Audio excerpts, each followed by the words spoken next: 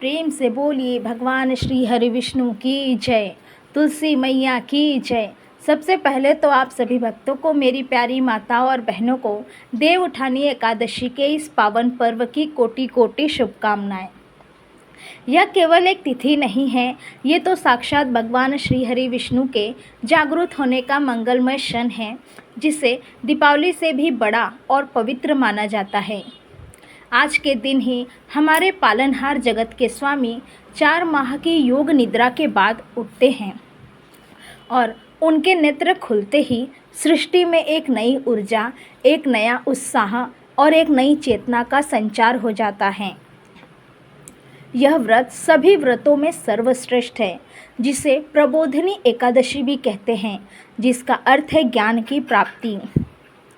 जो व्यक्ति आज के दिन पूर्ण श्रद्धा और भक्ति भाव से यह व्रत करता है, उसके लिए स्वर्ग के द्वार खुल जाते हैं और उसे समस्त तीर्थों का फल प्राप्त होता है। चतुर्मास की अवधि में जो शुभ कार्य वर्जित होते हैं, आज भगवान के जागने के साथ ही उनका शुभारंभ हो जाता है। इसीलिए आज का दिन तुलसी विवाह के रूप में मनाया जाता है, जो सृष्टि के कल्याण और गृहस्थ जीवन में सुख शांति का प्रतीक है। हमारे धर्मशास्त्रों में लिखा है, जिस घर में यह कथा सुनी जाती है, वहाँ दरिद्रता, रोग और शोक कभी प्रवेश नहीं करते। यह कथा बड़ी ही रोचक, भावनात्मक और परम कल्याणकारी है, जिसे आपको एकाग्र मन से सुनना चाहिए। यह कथा सृष्टि के विधान, त्याग, धर्म और भगवान की लीलाओं को दर्शाती है। बहुत समय पहले की बात है, एक अत्यंत बलशाली और अहंकारी दैत्य हुआ करता था, जिसका नाम शंखचूंड था। वह पूर्व जन्म में दंभ नाम का राजा था, जो भगवान विष्णु का अनन्य भक्त था। उसके पुत्र का नाम शंखचूंड था। शंखचूंड ने पुष्कर में जाकर ब्रह्मा जी की घोर तपस्या की और उन्हें प्रसन्न किया। जब ब्रह्मा जी प्रकट हुए तो शंखचूंड ने उनसे 3 लोक का अधिपति बनने और अजर अमर रहने का वरदान मांगा। ब्रह्मा जी ने उसे समझाया कि जन्म लेने वाले की मृत्यु निश्चित है, इसीलिए अमरता का वरदान संभव नहीं। लेकिन उन्होंने उसे एक अद्भुत कवच प्रदान किया और कहा, जब तक तुम्हारी पत्नी का सती तत्व अक्षुण्य रहेगा, तब तक तुम्हें कोई पराजित नहीं कर सकता। संसार की कोई शक्ति तुम्हारा बाल भी बांका नहीं कर सकती। तुम अजय रहोगे। यह वरदान पाकर शंखचूंड का अहंकार 7वें आसमान पर पहुंच गया। वह स्वयं को भगवान से भी बड़ा मानने लगा और तीनों लोकों में हाहाकार मचा दिया। शंखचूंड की पत्नी का नाम तुलसी था, जिसे कई कथाओं में वृंदा भी कहा गया है। वह एक परम साध्वी, धर्मपरायण और पतिव्रता नारी थी।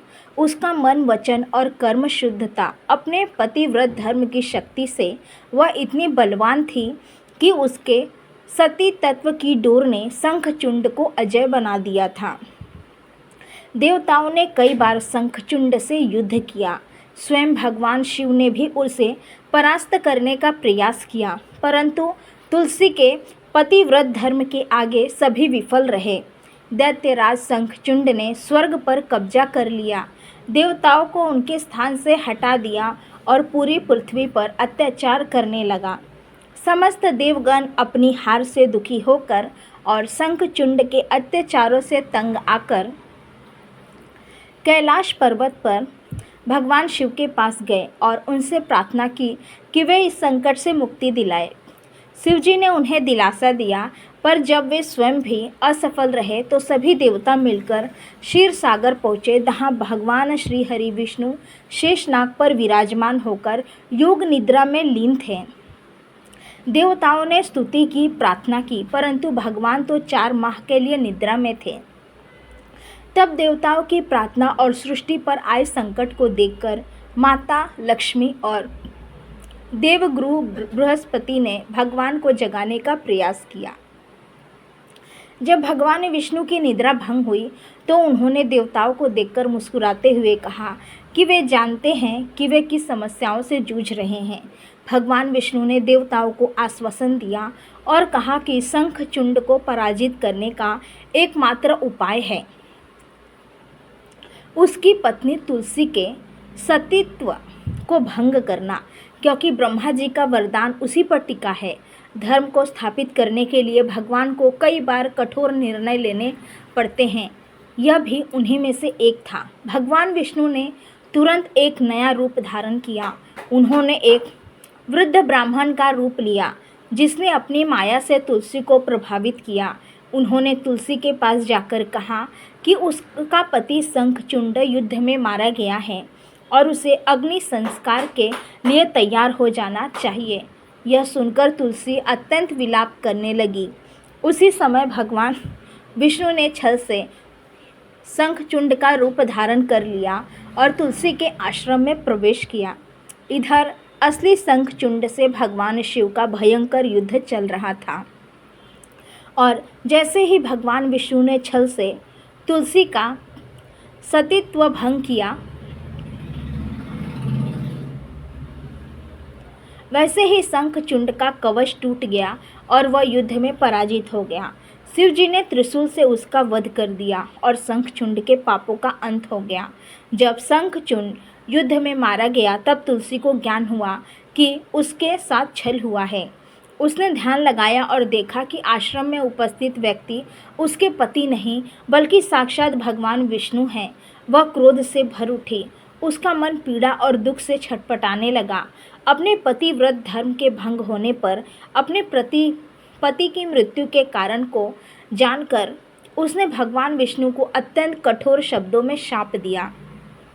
उसने कहा, हे प्रभु, आपने मेरे साथ छल किया है, एक साध्वी के धर्म को नष्ट किया है। इसीलिए मैं आपको श्राप देती हूँ कि आप पत्थर बन जाए, आप जड़ हो जाए। तुलसी के शाप से भगवान विष्णु तुरंत पत्थर के बन गए, जिसे आज हम शालिग्राम शिला के नाम से जानते हैं। यह देखकर सभी देवता भयभीत हो गए और सृष्टि का कार्य रुकने लगा। तब माता लक्ष्मी और अन्य देवताओं ने तुलसी से प्रार्थना की और उन्हें समझाया कि धर्म की रक्षा के लिए भगवान को यह लीला करनी पड़ी। तुलसी का क्रोध शांत हुआ, लेकिन उसका दुख कम नहीं हुआ।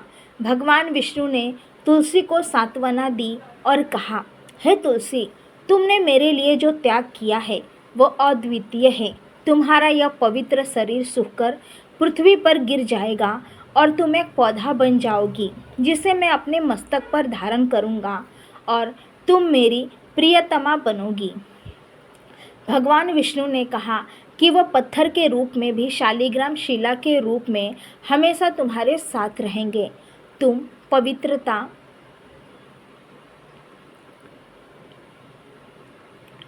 भक्ति और प्रेम का प्रतीक बनोगी और जिस आंगन में तुम रहोगी वहाँ मैं वास करूँगा। तुलसी का शरीर तो वहीं गिर गया और जिस स्थान पर वह गिरी वहाँ से एक अत्यंत पवित्र और सुगंधित पौधा उगा, जिसे हम तुलसी कहते हैं। भगवान ने उसी दिन यह घोषणा की कि कार्तिक मास की एकादशी के दिन जब वे अपनी योग निद्रा से जागेंगे तब सबसे पहले वे तुलसी के साथ विवाह करेंगे। इसीलिए इस एकादशी को देव उठनी एकादशी या तुलसी विवाह के नाम से जाना जाता है। तुलसी विवाह का यह पर्व वास्तव में भगवान श्री हरि विष्णु और उनकी प्रिय भक्त तुलसी के मिलन का उत्सव है। यह पर्व हमें सिखाता है कि धर्म की विजय हमेशा होती है और एक भक्त का त्याग और प्रेम स्वयं भगवान को भी प्रिय होता है।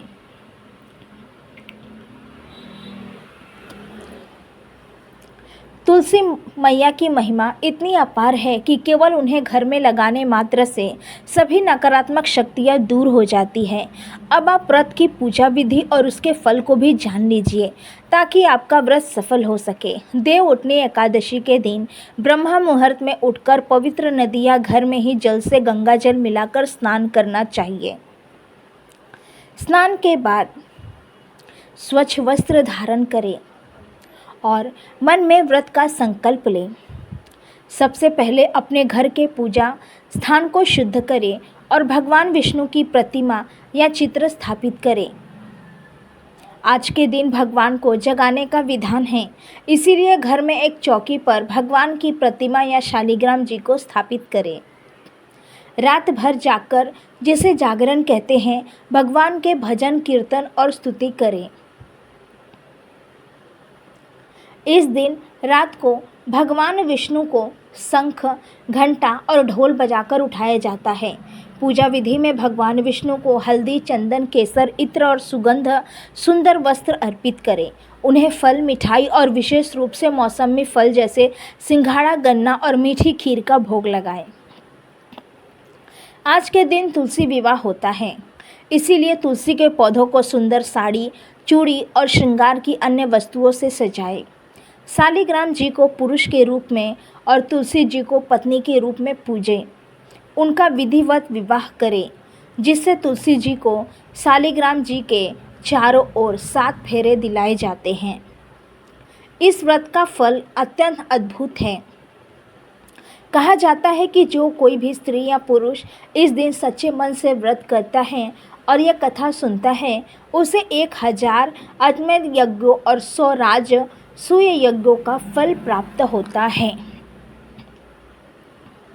उसके जीवन के सभी ज्ञात अज्ञात पाप नष्ट हो जाते हैं, दरिद्रता दूर होती है, धन धान्य की वृद्धि होती है और संतान सुख की प्राप्ति होती है।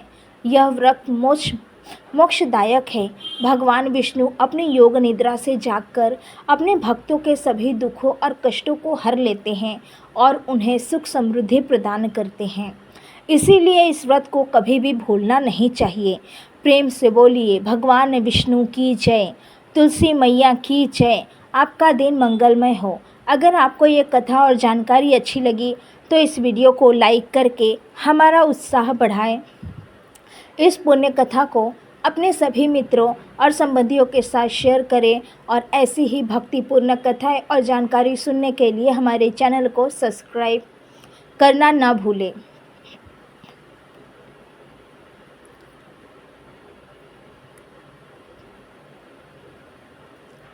प्रेम से बोलिए भगवान श्री हरि विष्णु की जय।